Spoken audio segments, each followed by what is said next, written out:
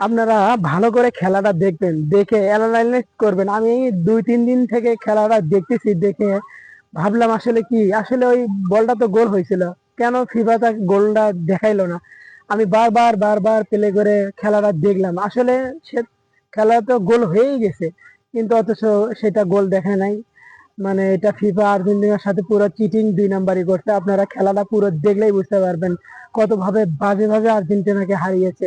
তারা অনেক চাপের মুখে ছিল, তাদের তাদের উপরে উপর থেকে গান নিয়ে দাঁড়িয়েছিল, আর্জেন্টিনা গোল দিলেই তাদের মাথা শুট করে দেওয়া হবে। বিশ্বাস না হলে ভিডিওটা দেখেন, দেখলেই বুঝতে পারবেন। গোলটা কিন্তু হয়েই গেছিল, অথচ কিভাবে যে রিমুভ করছে ফিফা, এটাই এখন দেখার বিষয়।